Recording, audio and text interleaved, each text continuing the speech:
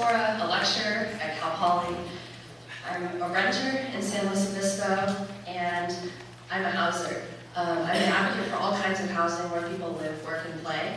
And looking around, I actually recognize quite a few of you from the Housing Summit. So if you weren't there, you might have been here last month when Rachel gave an update on the event and gave a recap of the problems that we face, the lack of housing supply, the stability, lack of mobility in the county, as well as the ways that cities in this county are addressing these issues through policy, partnership, and decisive action.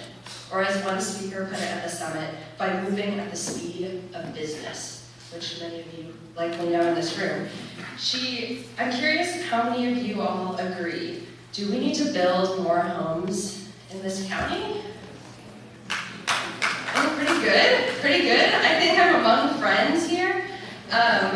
But what does this mean? Like, what does it mean when we say yes to housing? We all know that we need more housing. We say we want to build more of it. We don't know what that looks like. We don't know what to do. Many of us maybe don't feel like we have a role in this. Maybe you're not up here, you're not an architect, you're not in the building industry, you're not a policymaker, and you're not sure exactly what that means.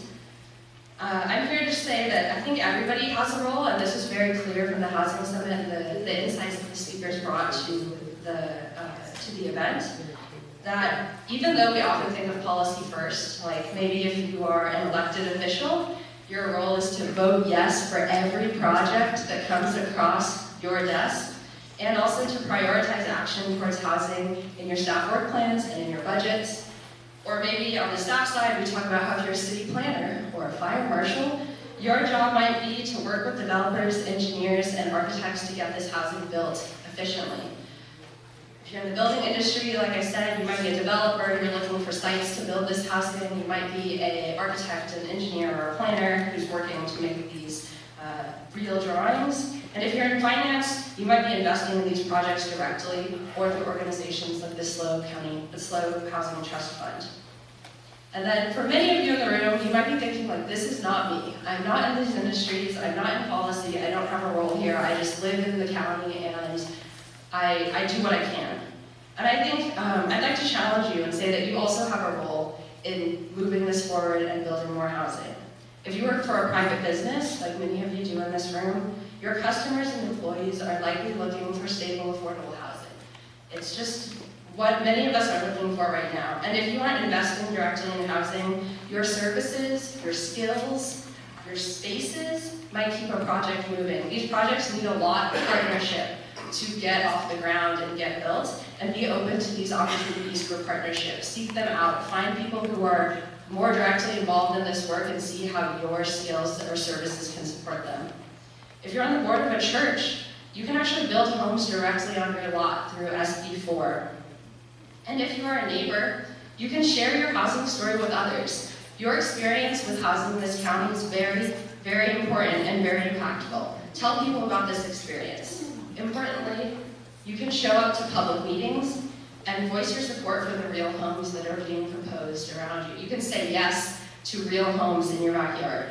And you can vote and write letters of support for policies that make these possible. I think to bring it back to policy, sometimes we talk about the need for policy change, but we don't know what actually makes a difference. So I wanted to touch on that a little bit so that if you are one of those people who might be voting or who might be writing in letters of support, you know what to look for. There are 3 things that we've seen work across a variety of jurisdictions nationally, and that have been proven through research to be effective in delivering more homes. The first one is to increase density incrementally throughout the city. So this policy allows more homes on each property, distributing change so that no neighborhood is subject to overwhelming change, while also greatly increasing the number of homes that are able to be built. Secondly, this is maybe more controversial, but we can remove parking mandates. I don't mean remove parking altogether, but I mean removing the minimum required city parking. More land for city mandated parking means less land and less money for homes.